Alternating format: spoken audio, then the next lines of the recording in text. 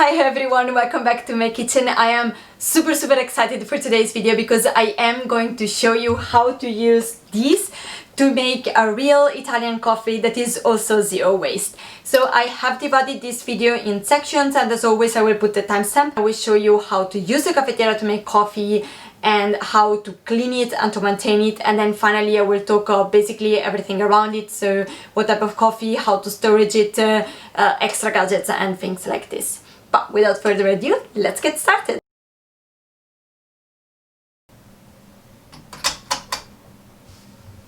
So first thing to do is to fill the chamber with cold water, and you fill it more or less until the screw. Yeah.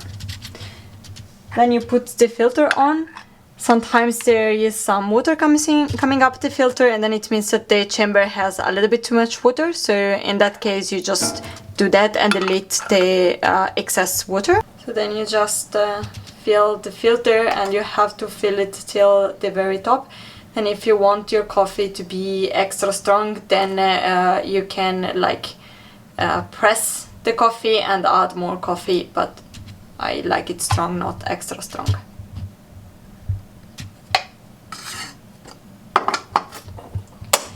And then you close it up. Be sure that it is well closed so that they won't spill on the sides. And that's about it. You just put it on the fire and wait. Now if you have a gas stove, lucky you, then you just put it at the lowest setting. If you have a very old electric stove like mine, then it is better to put it at mid-heat and to heat it before you start making the coffee, as I did it before, because in this way when you put the coffee on it's already heated, and otherwise if it heats while it goes it will burn the coffee. And when you hear this sound, it means that the coffee is ready. Now you can just pour it, adjust with milk and sugar if you want, and you're ready to drink it.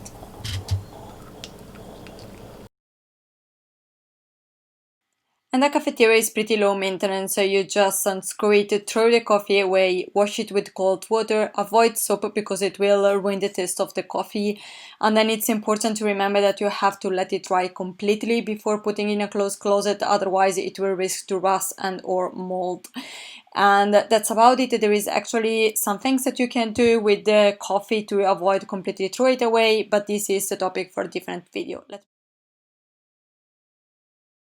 Regarding coffee, I am not going to suggest any specific type of brands, and although you can actually see what brands I have, because I'm honestly not bothered to cancel it, but the problem with coffee is that it is like chocolate. There is a lot of exploitation involved in the production chain, and it is also quite difficult to find an option that is zero waste in terms of packaging. So of course the absolute best would be to find a local brewery that use a zero waste packaging and that also use fair trade coffee, but that's not that easy to find and it's very expensive. So if you drink coffee every day, then it's probably not affordable, and as you can see I cannot afford it for now. So what I did instead is basically buying the biggest possible pack I could find, so at least it's only one big pack instead of many small packs, and I try to reduce my packaging waste there.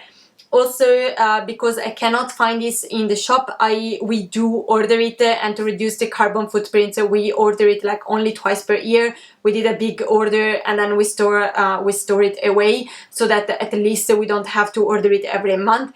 Hopefully we will arrive at a point in which we will be able to order it only once per year, but for now we don't have enough storage space for that. And yes, it's not the best solution, but it's the best that we can do for now, so at least we try. In terms, I forgot to say, we do have coffee beans just because that's what we prefer, but if you buy grounded coffee, that is probably easier to find than really any brand of coffee goes. Of course, if you can find a fair trade option, that's better. The only thing you need to be very careful of is buying a coffee that is grounded specifically for the cafetiera, and that goes for any type of coffee machine. You need to find the right coffee because the wrong type of coffee can ruin the machine with the time. Regarding, let's say, extra gadget, Especially if you're buying grounded coffee, then you probably need something like this, that is just a sealed box that is dark, so that the coffee can stay fresh. I have this because my cousin gifted it to me, knowing how much I love coffee. But if you don't have one and you don't want to buy one, that's perfectly okay. You don't really need it. You can just put the coffee in the fridge, and that's it. And then things that you really don't need but that make your coffee nicer. We do have a grinder. Actually, my boyfriend has a grinder. So we do grind our coffee every morning, and of course that's super nice because coffee is super fresh and it tastes a lot better. But as I said, definitely not necessary. And if you want like the full bar or cafe experience, then you can also buy a milk frother. And that, of course, with this you can make cappuccino, macchiato, and all this type of coffee. Again, it's super lovely. Mine is actually my boyfriend one, and this is a gift from my best friend, so we're very happy to have it. But as I said, I think that these are things that can make like your coffee experience very nice, especially if you really are a coffee lover like I am. But if you don't have it, it's not the end of the world. This is not really a necessity, but a cafetiere definitely is. And that's it for today. I hope you enjoyed this video. I am trying to enlarge a little bit my channel and talk about like more sustainable lifestyle in general rather than focusing only on fashion. Let me know if you're interested in this type of content and if you appreciate it. If you do, please consider giving a thumbs up and maybe even subscribing to my channel. And until next time, bye!